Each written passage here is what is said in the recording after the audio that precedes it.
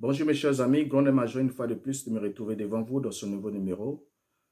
Tel que nous nous sommes fixés ensemble avec vous que chaque samedi nous devions euh, publier une vidéo sur cette chaîne traitant des dessous des tables du message de William Branham.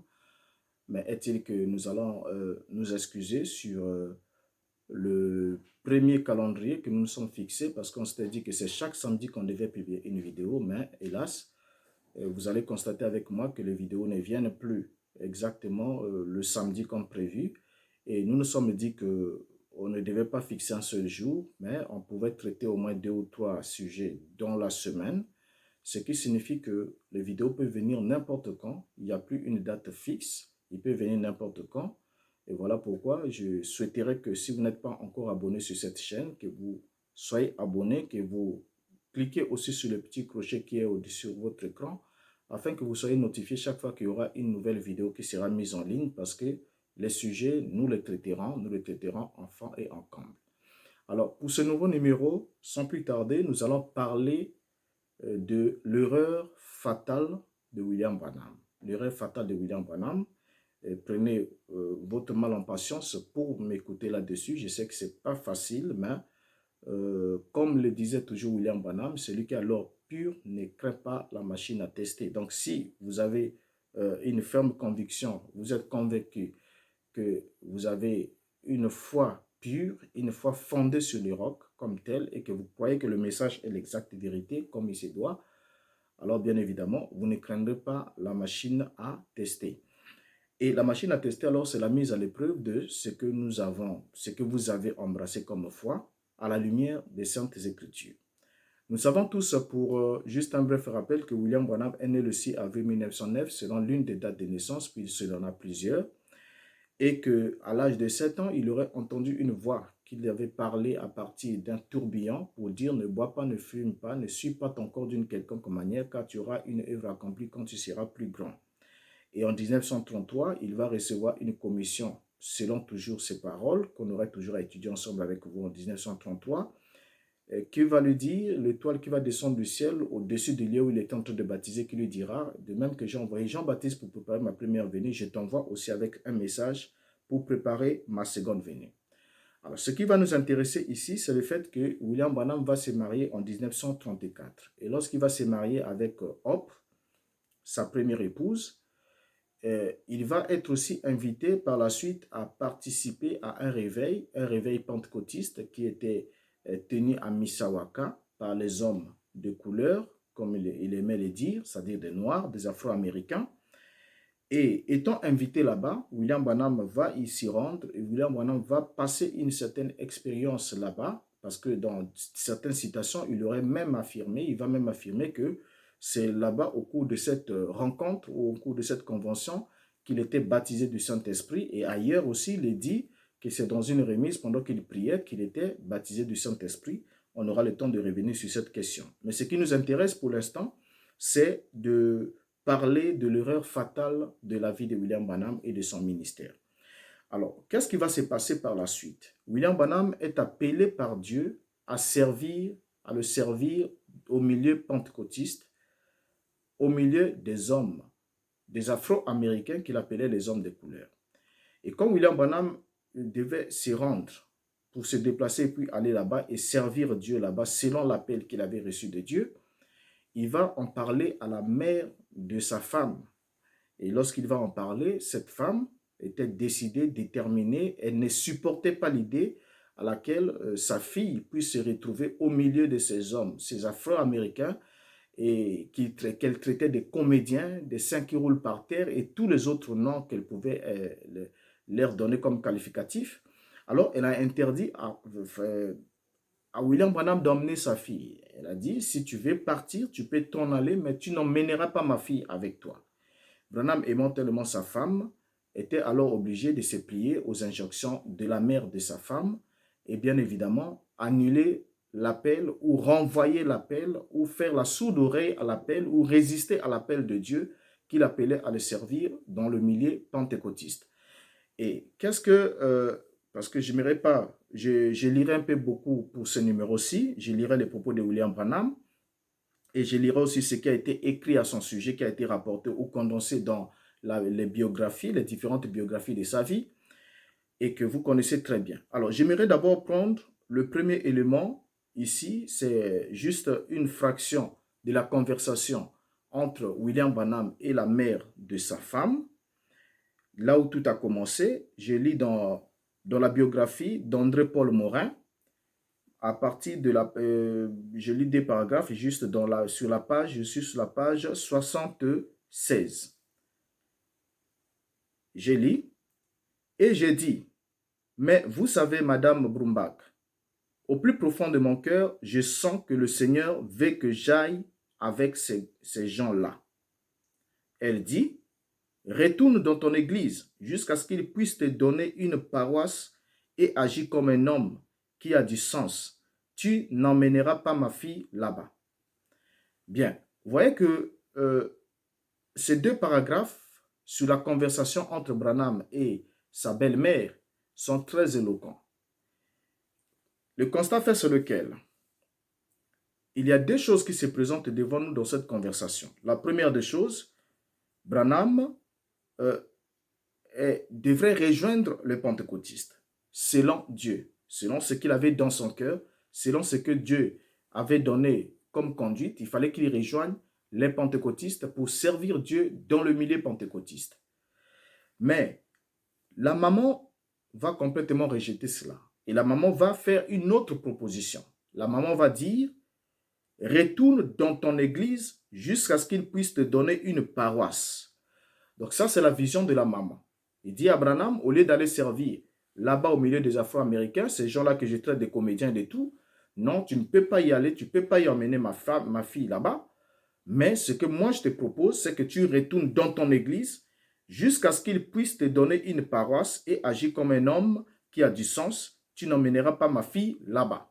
Donc la proposition de la maman était que Branham n'aille pas servir Dieu au milieu pentecôtiste, mais que Branham rentre dans son église, retourne dans son église et qu'il y demeure jusqu'à ce que les siens, c'est-à-dire ceux de son église, puissent lui donner une paroisse, c'est-à-dire lui construire un édifice comme tel, en bon et due forme, et qu'il serve là-bas pour agir comme une personne qui a du sens. C'était la proposition de la maman. Donc là, nous nous sommes retrouvés en face de deux propositions. La première, Branham devait rejoindre les pentecôtistes, selon Dieu. La deuxième, Branham devait retourner dans son église et y demeurer jusqu'à ce que les siens puissent lui construire une paroisse. Alors, vis-à-vis de ces deux questions, c'est les deux questions fondamentales ici qui interpellent notre conscience. William Branham va évidemment s'incliner du côté de la proposition de la mère de sa femme et rejeter la proposition de Dieu, l'appel de Dieu qu'il appelait à le servir au milieu pentecôtiste, va être rejeté et William Branham va rentrer dans son église pour y demeurer et nous connaissons la suite de l'histoire. Mais ce qui va nous intéresser, qui va devenir plus intéressant, c'est la suite de ce scénario de la désobéissance de William Branham à l'appel de Dieu. Qu'est-ce qui va se passer par la suite? Lorsque nous prenons la biographie, toujours, nous prenons cette fois-ci la version rapportée par Owen Jorgensen. Qu'est-ce qu'il va nous dire à la page 148? Comme je l'ai dit que je lirai beaucoup, je lis sur la page 148, donc le chapitre 21, la page 148, biographie éditée par, ou encore rendue par Owen Jorgensen. Il a dit ceci. Là, c'est pendant que sa femme était déjà touchée, frappée, parce que lorsque Dieu l'a vu, selon ce qui est rapporté par lui-même, Dieu aurait frappé sa femme d'une pneumonie. Et ensuite, pendant que sa femme était malade, Branham a commencé à prier. Il s'est battu de toutes les manières pour prier, pour avoir des solutions à ses problèmes. Il n'y avait aucune solution. Pendant le temps de l'inondation qui avait frappé pratiquement les USA, je crois, en 1937. Alors, il va dire ceci. Angoissé, il est rapporté ceci. Angoissé, il pria son maître pour demander de l'aide, mais quelle était l'ardeur avec laquelle il pria, il ne put trouver de réconfort auprès du Seigneur. Il lui semblait que Dieu lui avait tourné le dos et refusait d'écouter. Chaque fois que Billy priait, Ses pensées le ramenaient à Mishawaka, là où il avait rencontré ces pentecôtistes. Était-il vraiment le rebut des autres églises ou bien avait-il quitté les autres églises parce qu'ils avaient trouvé quelque chose d'authentique? Assis pendant des heures, prisonnier sur son île, Billy eut amplement le temps de considérer si ces pentecôtistes émotifs étaient de la racaille ou non, et si oui ou non, ils auraient dû accorder plus d'importance à l'opinion de sa belle-mère qu'à la conduite du Saint-Esprit. Donc, vous voyez ici, William Branham commence à s'interroger, est-ce qu'il était convenable qu'il accorde de l'importance à l'opinion de sa belle-mère que à la voix du Saint-Esprit? Donc, il s'est posé maintenant des questions pendant qu'il était déjà sous le verdict ou encore sous le jugement en train de subir ce qui était en train de se passer. Alors, par la suite, il nous a dit ceci. Je lis toujours dans le même bouquin. La page 151, il nous est rapporté ceci. Inclinant la tête devant Dieu, il pria. Père céleste, là lorsque on lui a appris que sa femme commençait à rendre l'âme, commençait à s'en aller, et avant de rejoindre là où se trouvait la femme à l'hôpital, William Branham se met à prier. Là, et il a dit, inclinant la tête devant Dieu, il pria. Père céleste, j'ai fait tout ce que j'ai pu, tu sais que tu déchires l'âme de ton serviteur. Mais j'ai probablement déchiré ton âme en écoutant la voix de ma belle-mère au lieu de la tienne. Je t'ai déjà dit que j'étais désolé. Seigneur, je t'en prie, ne laisse pas Hop mourir avant que je puisse la voir encore une fois. Page 152.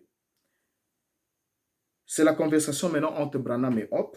Et Hop va lui dire ceci. Lorsqu'il est arrivé, il l'a trouvé. Et Hop va lui dire ceci. Tu as fait du mieux que tu pouvais, Billy. Et je t'aime pour cela. Mais je dois me dépêcher. Ils m'attendent. Mais avant de partir, il y a certaines choses que j'aimerais te dire. Tu sais pourquoi je m'en vais, n'est-ce pas? Il essaya de dire oui, mais les mots ne voulurent pas sortir. Il acquiesça seulement d'un hochement de tête.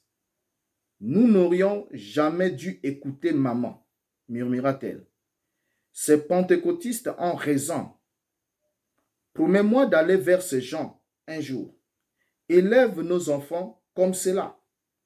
Je sais que je n'aurais jamais dû écouter ta mère. Et si seulement je pouvais le refaire, j'agirais différemment, mais je me rattraperai un jour. Donc ici, là, la femme de William Branham lui rapporte, lui dit que avant que je puisse m'en aller, j'ai des choses que je dois te dire. La première des choses qu'il va dire, la femme va dire à son mari, c'est que il lui pose la question de savoir, tu sais réellement pourquoi je m'en vais. Donc je suis en train de mourir, mais tu le sais pourquoi. Pourquoi est-ce que je suis en train de mourir? Il lui rappelle et dit, les pentecôtistes, ces gens-là sont dans le vrai. Ils ont la vérité, ils ont le message qu'il faut. Et il demande à William Branham de lui promettre d'aller vers ces gens-là un jour, qu'il devrait s'y rendre. Parce que ce qui fait qu'elle soit mourante, en train de partir, c'est parce que toi, Branham, toi, mon époux, tu as refusé de répondre à l'appel qui t'était adressé, d'aller servir Dieu auprès de ces gens, mais promets-moi que tu dois les rejoindre. Ça, c'est un élément d'abord qui a été rapporté. Par la suite, il est dit, toujours dans le même bouquin, la page 153, il a dit ceci, le visage de Hop devint paisible. Ils reviennent. Je peux les sentir s'approcher. Bill, c'est facile, c'est merveilleux Saint-Esprit que nous avons reçu. Me fait traverser. Promets-moi de prêcher le baptême du Saint-Esprit jusqu'à ta mort. Il est réel et c'est une mort merveilleuse. Je te le promets. Donc ici, l'une des dernières paroles que Hop va demander à son mari, c'est de le promettre qu'il doit prêcher le baptême du Saint-Esprit jusqu'au jour de sa mort. Et William Branham affirme et il promet, il certifie qu'il devrait le faire. Il lui dit, je te le promets. Alors, Par la suite, j'aimerais qu'on lise aussi dans 2 brochures, lire les mêmes déclarations, la même conversation dans 2 brochures pour qu'on souligne cet élément, parce que là-bas, on pourra dire, écoutez, c'est ce qui a été rapporté dans la biographie et tout, pour que cela évite qu'on puisse avoir une polémique. J'aimerais qu'on lise dans l'histoire de ma vie, prêchée le 26 juin 1955, au paragraphe 25. La conversation toujours de Branham avec Hope pendant qu'elle était sous son lit de mort. Il a dit ceci. « Oh, ai-je dit, Hope, si seulement je pouvais revivre cela.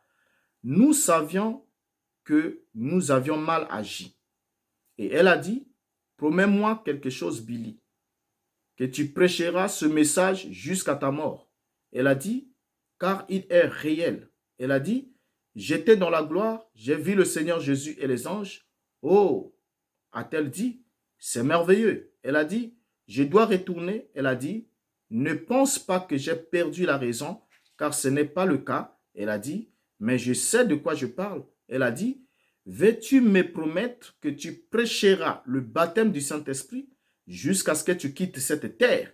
J'ai dit, je le promets. Elle a dit, elle a dit, prends bien soin des enfants. Elle a dit, prends soin de Billy. Elle m'a embrassé. Elle a dit, je m'en vais. Alors, ça c'est d'abord un élément encore important. Elle vient de souligner, de faire jurer à son mari, d'obtenir de lui une promesse. La promesse c'est laquelle il lui dit, veux-tu me promettre que tu prêcheras le baptême du Saint-Esprit jusqu'à ce que tu quittes cette terre? Et William Branham qui répond, je le promets. Dans l'histoire de ma vie toujours, prêché cette fois-ci le 19 avril 1959, au paragraphe 218 à 219, il va dire ce qui suit. Rapportons toujours la même conversation. Il va dire, elle a dit, nous n'aurions jamais dû écouter maman. Ces gens-là étaient dans le vrai. Et j'ai dit, je sais. Paragraphe 219. Elle a dit, promets-moi ceci, que tu vas aller vers ces gens-là. Elle a dit, parce qu'ils sont dans le vrai. Promets-moi que tu vas aller vers ces gens-là, parce qu'ils sont dans le vrai. Alors, donc ici, là, on va évidemment se rendre compte ensemble que William Branham va promettre à sa femme. Sa femme va lui rapporter, va lui rassurer que je suis déjà parti, je suis partant, mais je suis revenu juste pour te dire quelque chose, c'est que nous n'aurions pas dû écouter maman. Donc, c'est la même chose qui se répète dans toutes les fois que Branham rapporte cette conversation, que ce soit dans la biographie. La plus grande erreur de William Branham, c'était d'écouter la voix de sa belle-mère. Et c'est ça qu'il a coûté d'abord sa femme, premièrement, ainsi que le reste, comme il va le dire lui-même, on va le lire. Alors, nous n'aurions pas dû écouter maman. Or, dans la proposition de maman était laquelle? N'y va pas auprès de ces gens, mais retourne dans ton église jusqu'à ce qu'ils te construisent une paroisse. Ça, c'était la proposition de la maman. Or, il s'avère que cette proposition de la maman de sa femme allait à l'encontre de l'appel que Dieu lui avait adressé, pour qu'il puisse le servir au milieu des pentecôtistes. Alors, on va prendre encore on va faire encore une autre lecture, cette fois-ci toujours dans la biographie. Cette fois-ci, nous allons prendre la version d'André-Paul Morin et nous lirons à partir du paragraphe de la page 76, quelques paragraphes à partir de la page 76 jusqu'à la page 78 inclus. Nous lisons Branham qui va dire ceci. Amis, je voudrais que ce qui suit serve à votre instruction. Des parents et des amis me détournèrent d'accepter ce que je savais être l'appel de Dieu. Certains traitaient des gens de rien, les personnes ayant participé à cette convention. Plus tard, j'ai compris, et je le dis avec respect, que ceux que l'on avait traités des rébus étaient la fleur de la moisson. Il me fut dit que ma femme n'aurait un jour pas à manger en suffisance, que le lendemain, elle serait dans la disette. D'autres estimaient que ma place était de rester dans ma ville et de m'occuper de l'œuvre de Jeffersonville. Et c'est là que mes problèmes commencèrent. Alors, remarquez ici, William Branham rapporte ce que sa belle-mère l'avait dit, qu'il fallait qu'il reste dans sa ville et s'occuper de son œuvre de Jeffersonville. Il n'avait rien à faire avec les pentecôtistes. Et Branham lui-même souligne que le fait pour lui d'avoir écouté ceux qui l'ont déconseillé de rejoindre les pentecôtistes, mais de rester à Jeffersonville pour faire son propre œuvre, l'œuvre de Jeffersonville, Branham souligne, il dit, et c'est là que mes problèmes commencèrent. Donc le problème de Branham commençait du moment où il refusa de rejoindre les pentecôtistes et de travailler avec eux, de servir Dieu avec eux, mais qu'il accepta de demeurer à Jeffersonville pour s'occuper de son œuvre, de son église. C'est là qu'il souligne que ces problèmes commencèrent. Donc, le fait pour Branham de rester à Jeffersonville, c'est le début même de ces problèmes. Il va continuer en disant, « J'écoutais ce qu'une femme avait à dire plutôt que d'écouter ce que Dieu avait à dire. Et en dedans de 18 mois, j'ai perdu mon père, mon frère, ma belle-sœur, ma femme, ma fille et presque ma propre vie. Je ne l'oublierai jamais. Toutes choses ne semblaient plus aller. Même dans mon église, la voix du transgresseur est dure et je continuais à diminuer. Tout allait mal. Je ne savais plus que faire. L'onction divine qui était descendue sur moi m'abandonna. » Alors là, j'aimerais qu'on mette une petite pause sur cette question. L'onction divine qui était sur moi m'abandonna.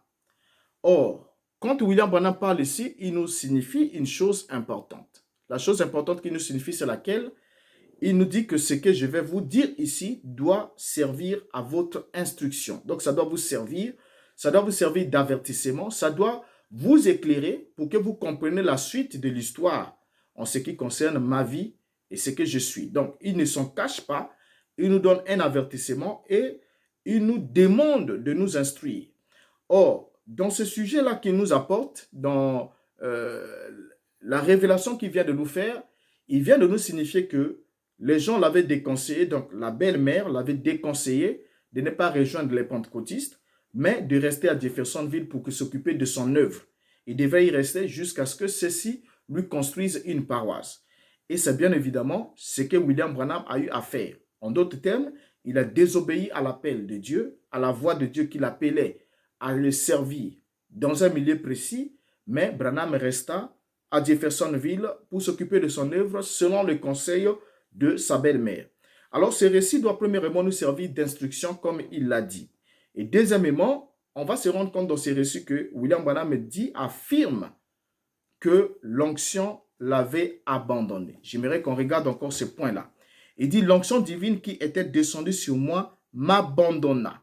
Ça, c'est une déclaration, la déclaration la plus forte de l'instruction sur l'instruction que nous devons avoir, c'est celle-là. Le fait d'être abandonné de l'onction divine qui était d'abord au préalable descendue sur lui. Or, nous savons ensemble avec vous que l'onction divine est la puissance de Dieu ou encore la puissance de l'esprit qui permet à un homme d'entrer dans l'action. Donc, lorsqu'on est oint, c'est pour accomplir une tâche particulière, c'est pour accomplir une œuvre de la part de Dieu. C'est comme le roi. Dans l'Ancien Testament, par exemple, le roi était oint. Lorsqu'il recevait l'onction leur permettait d'entrer dans la dimension de l'esprit et de siéger sur le trône en tant que roi, tout comme le souverain sacrificateur aussi recevait l'onction et quelques prophètes aussi en recevaient. Mais ici, William Branham vient affirmer que l'onction l'avait abandonné. Et c'est ça le point qui devient très intéressant au niveau de cette instruction. L'onction divine l'abandonne. Pourquoi? Parce qu'il n'a pas écouté l'appel de Dieu, parce qu'il n'a pas obéi à ce qu'il savait être la volonté de Dieu, comme il vient de le dire lui-même, parce qu'il n'a pas obéi à la voix du Saint-Esprit. Il a écouté les hommes, notamment une femme, sa belle-mère, au lieu d'écouter Dieu et de répondre à son appel. Alors, vis-à-vis de cette question, on se rend bien évidemment compte que lorsqu'il dit que l'onction l'a abandonné, c'est une déclaration très forte. Et quand l'onction l'abandonne, nous nous retrouvons dans les références bibliques. Nous prenons la Bible et la Bible va nous parler de certains hommes aussi qui ont marché avec Dieu et qui ont eu à perdre l'onction, qui ont eu à perdre l'estime divine, qui ont eu à perdre la faveur de Dieu, les hommes sur lesquels Dieu a retiré de son esprit, parce que c'est par l'esprit que Dieu oint. Alors, Dieu retire son esprit, et lorsque l'esprit se retire d'un homme, qu'est-ce qui se passe alors comme conséquence? Et qu'est-ce qui devrait être fait pour que l'esprit revienne? Est-ce que cela s'est réellement passé ainsi dans la vie de William Branham? Alors, on note ensemble avec vous, selon sa propre déclaration, que l'onction l'abandonna, n'est-ce pas? Il est dit, nous l'avons dit, il a dit, l'onction divine qui était descendue sur moi m'abandonna. Ça, c'est une déclaration très forte. Or, lorsque nous lisons dans la Bible, nous trouvons qu'il y avait un roi du nom de Saoul. Le roi Saoul, c'était un roi qui était choisi, qui était oint et qui avait l'onction divine sur lui, qui était même prophète, c'est-à-dire il avait prophétisé. Mais qu'est-ce qui a fait que le roi puisse perdre l'onction divine? C'est lorsque le roi a trouvé que Samuel tardait pour venir et offrir un sacrifice, et selon lui, alors le roi va monter, dresser l'autel et offrir un sacrifice à Dieu, alors que ce n'était pas son rôle d'offrir le sacrifice. En d'autres termes, il a voulu œuvrer dans le couloir de quelqu'un d'autre, et en même temps, lorsqu'on œuvre dans le couloir de quelqu'un d'autre, c'est que en faisant le travail que quelqu'un d'autre devrait faire, on empêche à cette personne-là de faire ce que Dieu attendait qu'elle fasse aussi. Alors, lorsque Saoul va le faire, Dieu ne va pas aimer cela. C'était une goutte de trop. Et Dieu va se retirer de lui. Il va lui retirer l'onction. L'onction divine va abandonner Saoul. Mais lorsque Saoul est abandonné de l'onction divine, Saoul ne s'en répand pas de son acte. Il ne se répand pas de son acte.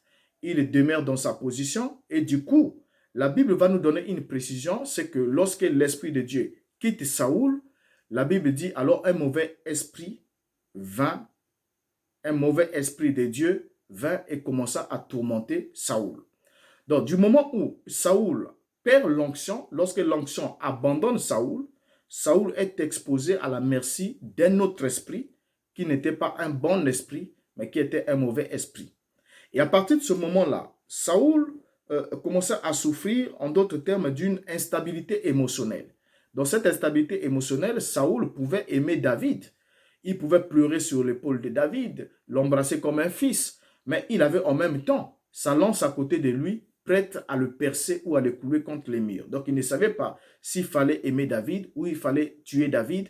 Il était dans un trouble émotionnel. Et tout cela, c'était pourquoi? Parce qu'il n'était plus ce qu'il était, parce que l'onction divine l'avait abandonné.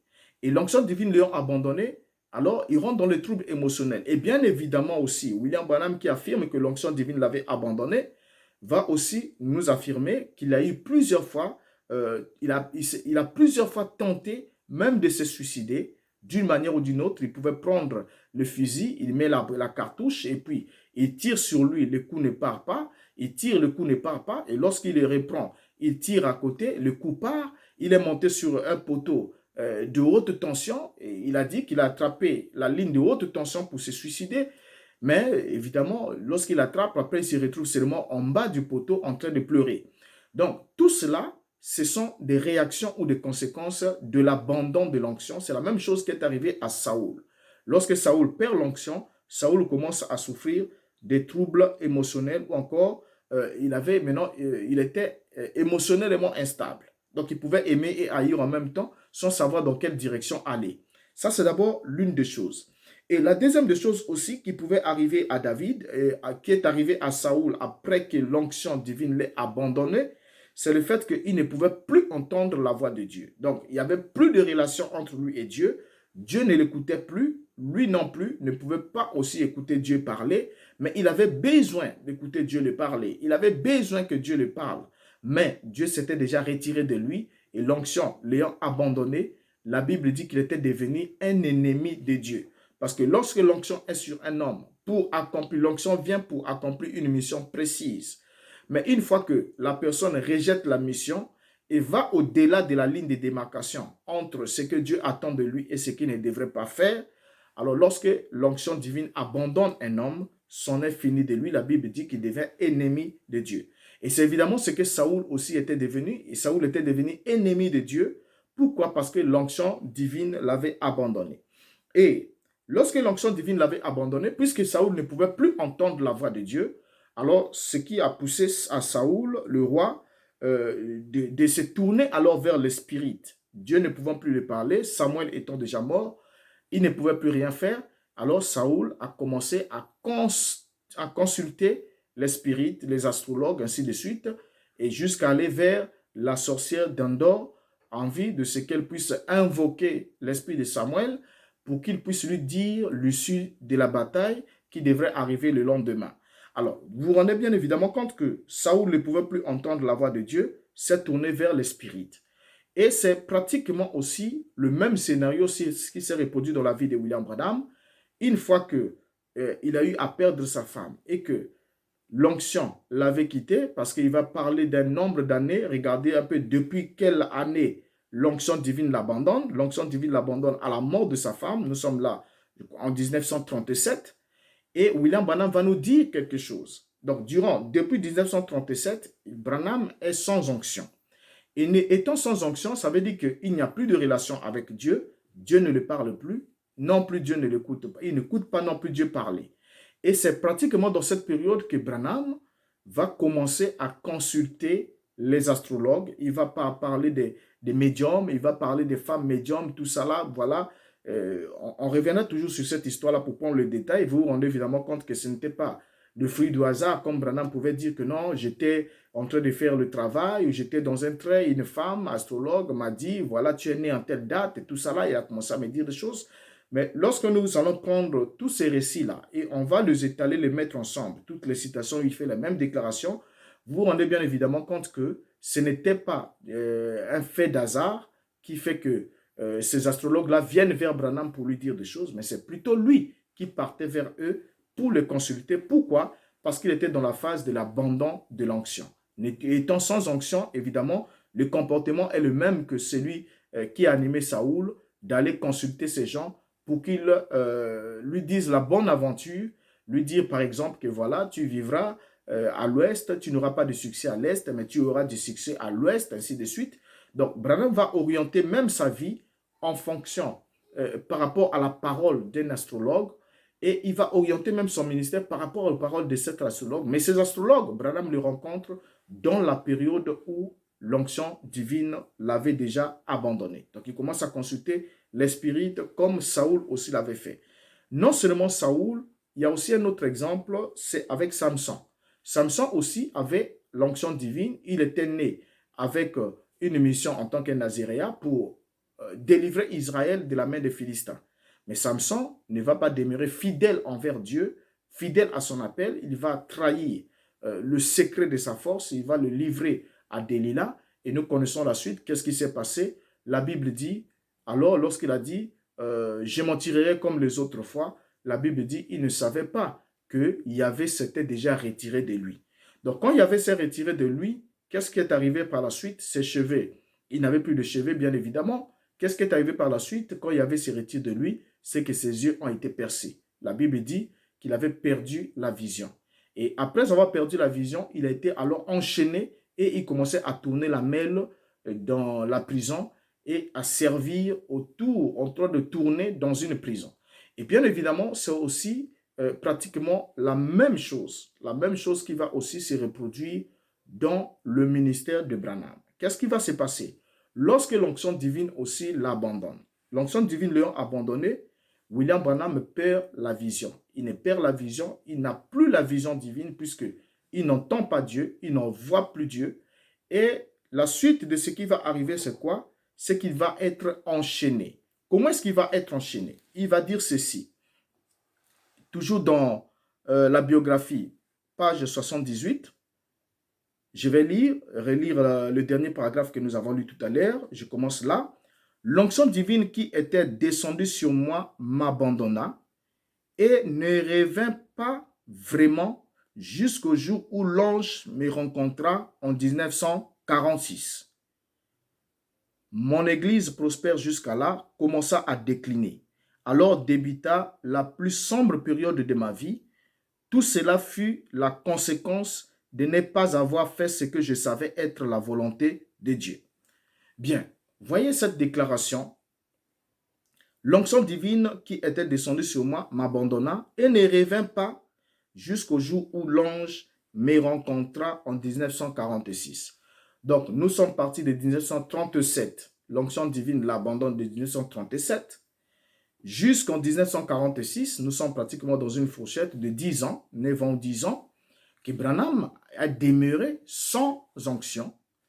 Et c'est dans cette période-là qu'il dit être la période la plus difficile, la période où son œuvre commençait à décliner, la période où son église aussi a commencé à en pâtir. Pourquoi? Parce que Dieu ne l'écoutait plus et il pouvait tout dire, il pouvait tout faire, il ne voyait plus rien, il n'était plus en relation avec Dieu.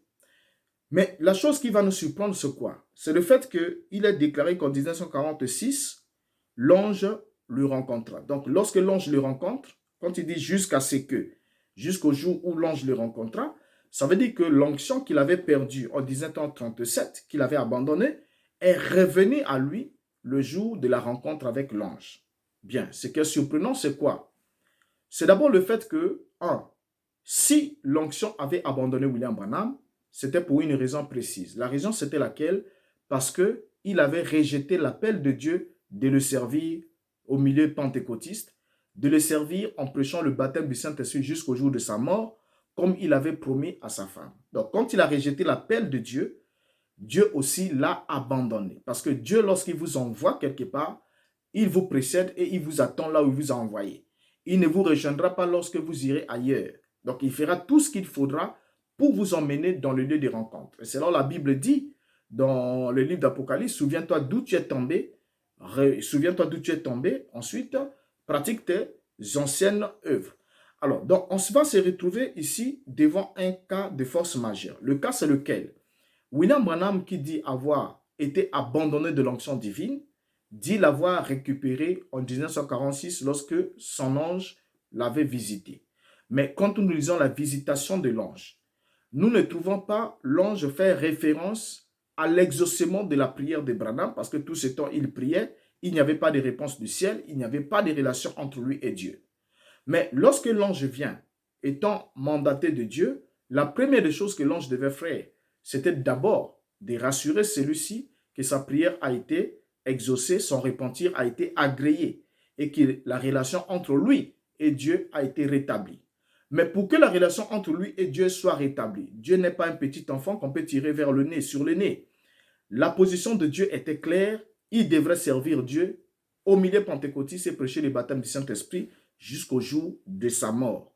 Parce que c'était la fleur de la moisson, ces gens-là étaient dans le vrai, comme il avait promis à sa femme sur son lit de mort, il devrait le faire, il a dit je le promets, et il a rassuré à la femme qu'il devrait prêcher cela jusqu'au jour de sa mort.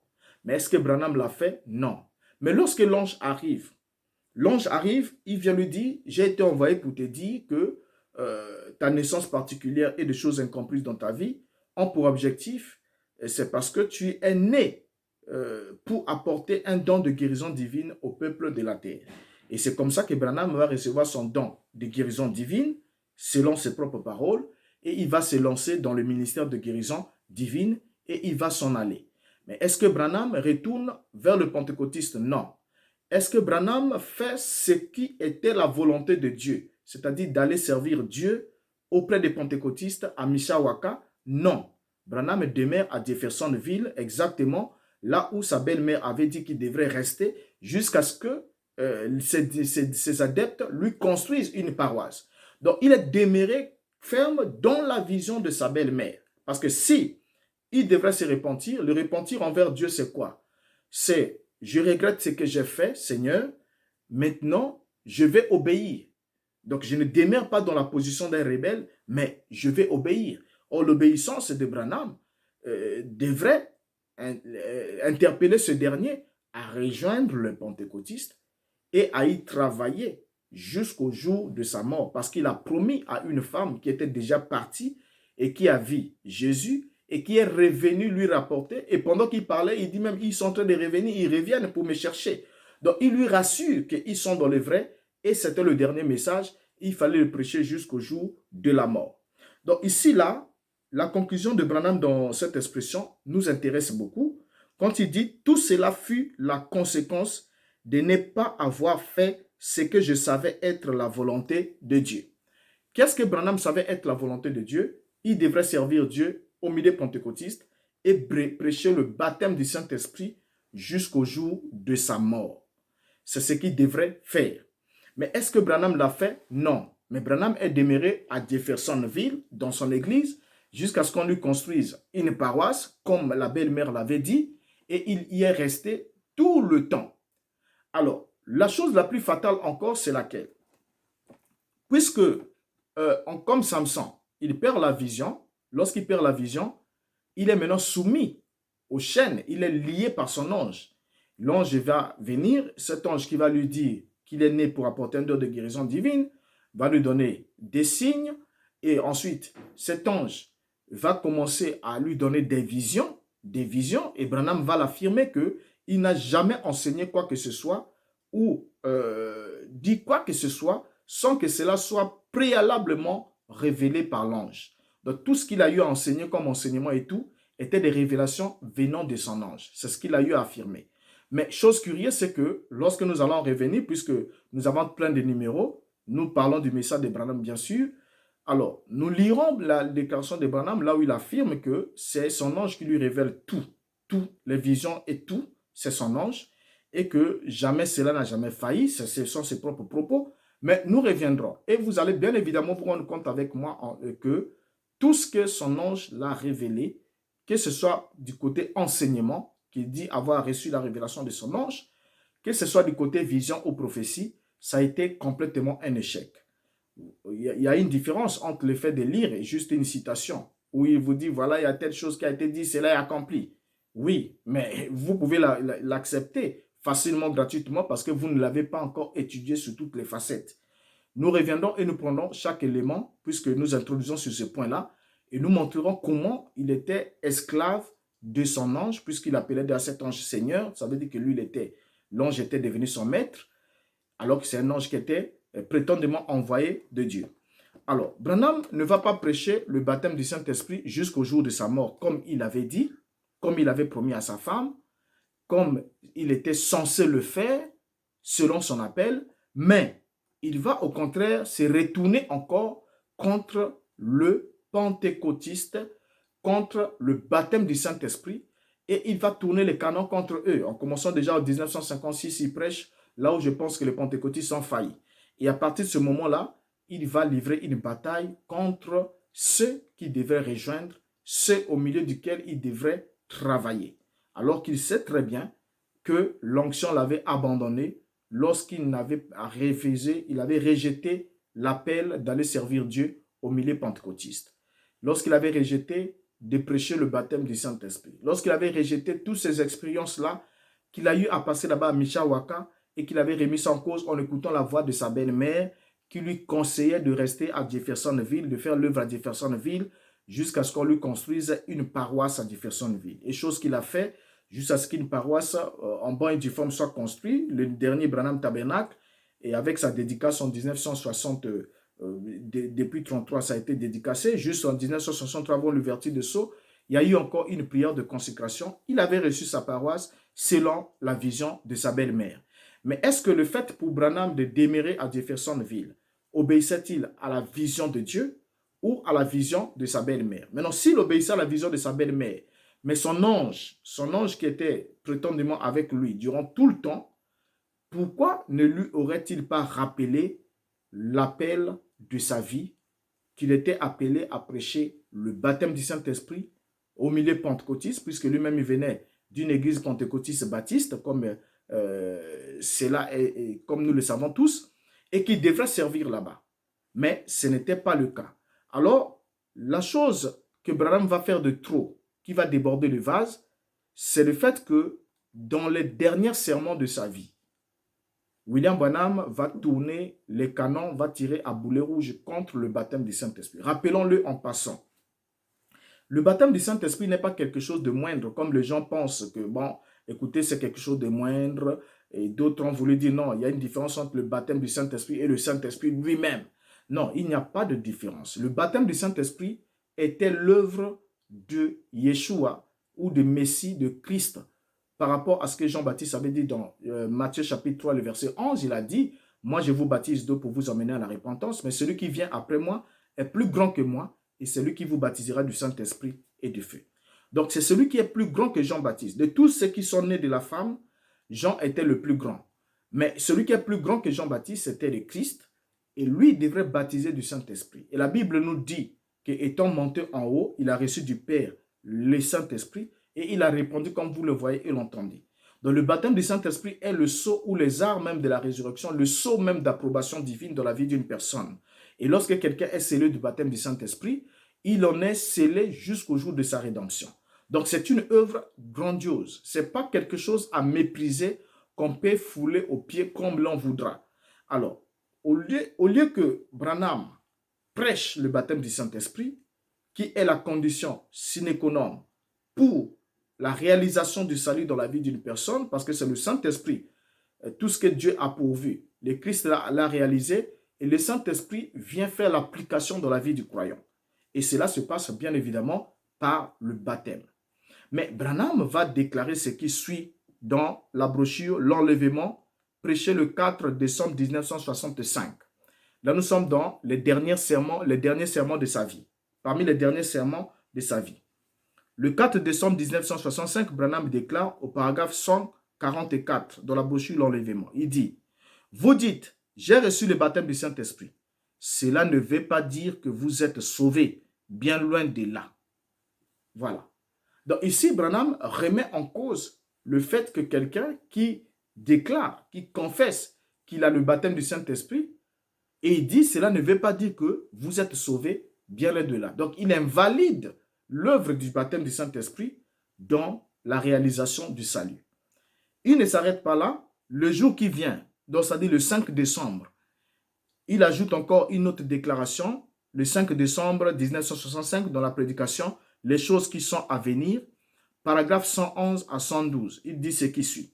Vous dites, mais je prophétise, Caïphe aussi, Balaam aussi. Ça n'a rien. J'ai le baptême du Saint-Esprit. Ça non plus, ça n'a rien à voir avec la chose. C'est seulement un don temporaire pour vous. Donc ici aussi, Branham continue encore à accentuer. Il dit que vous dites que je prophétise, puisque la Bible dit, je répondrai de mon esprit sur toutes chairs, vos fils et vos filles prophétiseront. Mais ici, Branham remet en cause. Il dit, vous dites que je prophétise, Caïphe aussi, Balaam aussi. C'est comme si, à l'époque de Balaam, le baptême du Saint-Esprit était déjà octroyé aux hommes. Alors, il dit Balaam aussi, Caïphe aussi, Balaam aussi. Il dit, ça non plus, ça n'a rien à voir avec la chose. Donc, quand vous dites, j'ai le baptême du Saint-Esprit, il dit, ça non plus, ça n'a rien à voir avec la chose.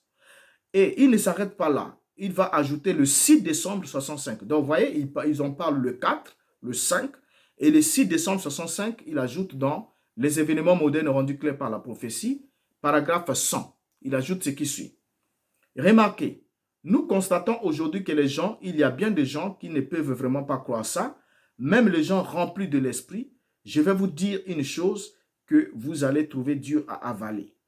Le baptême du Saint-Esprit ne veut pas dire que vous allez entrer. Pas du tout, pas grâce à ça. Ça n'a rien à voir avec votre âme. C'est le baptême. Vous voyez, voici l'âme à l'intérieur, ici, dedans, qui doit venir de Dieu. Mais alors, l'extérieur, vous avez 5 sens et 5 sens pour entrer en contact avec votre demeure terrestre. À l'intérieur, vous avez un esprit et là, vous avez 5 sorties, votre conscience et l'amour et ainsi de suite, 5 sorties à cet esprit. Souvenez-vous, dans cet esprit, vous pouvez être baptisé du véritable esprit de Dieu et néanmoins être perdu. C'est l'âme qui vit, qui a été prédestinée par Dieu. Là encore, c'est une grave erreur de la part de William Branham. Pourquoi? Parce que la Bible ne le dit pas. La Bible dit que l'Esprit de Dieu rend témoignage à notre esprit que nous sommes enfants de Dieu. L'Esprit, bien évidemment, baptise l'Esprit et non l'âme. On pourra revenir, il y a un numéro dans la chaîne Briser le Roc, là où nous avons traité de cette question. Nous pourrons toutefois revenir si quelqu'un a une question en commentaire, nous pourrons le développer dans les réactions en commentaire. Donc ici, là déjà, Branham me dit que ce que je vais vous dire va vous donner un choc et sera dur à avaler. Il dit, le baptême du Saint-Esprit ne veut pas dire que vous allez entrer, pas du tout, pas grâce à ça, ça n'a rien à voir avec votre âme.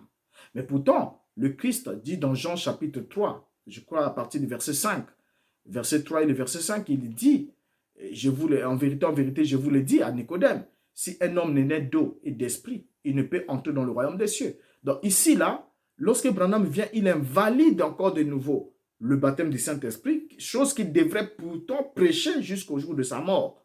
Mais le voilà qui se retrouve à prêcher contre cela. Et le dernier sermon qu'il va donner comme déclaration, c'est dans Être conduit, prêché le 7 décembre 1965. Donc, regardez comment il va, le 4, le 5, le 6 et le 7. Le 7 décembre 1965, il prêche Être conduit, paragraphe 162, il dit ceci. Beaucoup d'entre vous pensent, j'ai le baptême du Saint-Esprit, je vais au ciel. Ça ne veut pas dire du tout que vous allez au ciel. Non, monsieur. Vous pouvez avoir le baptême du Saint-Esprit chaque heure de votre vie et être quand même perdu et aller en enfer. La Bible le dit. Oui, c'est tout à fait exact. Bien, mes frères, où est-ce que la Bible le dit? Où est-ce que la Bible le dit? Où est-ce que la Bible le dit? Où est-ce que la Bible dit que quelqu'un peut avoir le baptême du Saint-Esprit à chaque heure de sa vie et aller néanmoins en enfer avec le baptême du Saint-Esprit? Mais évidemment, je ne sais pas s'il y a un autre mot plus puissant que le blasphème. Si ce n'est pas le blasphème, si ça, ce n'est pas le blasphème, alors je ne sais pas qu'est-ce que le blasphème. Je ne sais pas ce que c'est le blasphème. Or, le Christ est clair dans Marc chapitre 3, le verset 29, il a dit, « Mais quiconque blasphémera contre le Saint-Esprit n'obtiendra jamais de pardon. Il est coupable d'un péché éternel. » Et bien évidemment, quand William Branham va le faire, il va alors faire déborder le vase et nous savons ce qui lui est arrivé. Quelques jours plus tard, Branham va connaître une mort accidentelle et va s'en aller, une ruine soudaine va s'abattre sur lui. Alors, la question qu'on doit se poser ensemble avec vous avant de terminer avec ce numéro, je sais que nous n'avons plus la peine de lire, mais la chose que nous avons retenue ensemble avec vous, que nous devons nous interroger, est-ce que Branham a-t-il répondu à l'appel de Dieu en ce qui concerne sa vie? A-t-il fait ce qu'il savait être la volonté de Dieu pour sa vie, c'est-à-dire rejoindre les pentecôtistes et prêcher le baptême du Saint-Esprit jusqu'au jour de sa mort? Ou a-t-il fait ce que sa belle-mère l'avait suggéré, rester à Jeffersonville jusqu'à ce qu'on lui construise une paroisse et il y est demeuré jusqu'à ce qu'il puisse se rouler carrosse et tout ce que nous savons sous la conduite de son ange, cet ange-là qui est venu vers lui et qui a commencé à lui donner des enseignements, des visions, et qui l'a rassuré sur beaucoup de choses qui ont malheureusement échoué. Nous reviendrons encore avec d'autres numéros. Et même quand l'ange lui a dit, tu prieras pour des rois, pour des monarques, ainsi de suite. Et bien évidemment, Branham a vécu jusqu'à sa mort sans avoir prié pour un seul roi. Je sais qu'il y a l'histoire de, soi-disant, il aurait prié pour le roi George d'Angleterre, il en a parlé, mais nous avons déjà étudié cela et nous allons exposer ensemble avec vous un numéro spécial là-dessus pour voir les échecs des visions de l'ange. Et vous verrez que chaque vision que l'ange a donnée à William Branham était soit une prophétie avariée, soit une prophétie qui ne se réalisait point. Et voilà pourquoi j'avais toujours lancé le défi la fois passée, disant que quelqu'un me montre une seule prophétie de William Branham qui était accomplie. Il n'y en a pas. Pourquoi? Parce que ça n'existe pas. Bon, on peut vous le dire. On vous dit au tabernacle, on dit, voilà, il est le prophète qui n'a jamais échoué dans une seule prophétie. C'est le contraire, bien évidemment. Lorsqu'on met ces prophéties sur table, on se rend bien évidemment compte de l'échec prophétique de William Branham. Mais nous ne sommes pas encore là. Nous allons bien évidemment arriver puisque nous avons devant nous, je crois en janvier, il y aura l'intronisation de Joe Biden aux États-Unis avec sa colistière qui est une femme. Et bien évidemment, pour certains branhamistes, c'est la prophétie du règne de la femme qui s'est accomplie, ainsi de suite. Nous reviendrons sur tous ces éléments et vous vous rendez bien évidemment compte que c'est ceux qui savent quelque chose, impèquent quelque chose, qui briment ceux qui sont complètement ignorants, auxquels on a vendu juste l'image d'un prétendu prophète qui a été doté du pouvoir d'infaillibilité, mais or, la réalité en est tout autre.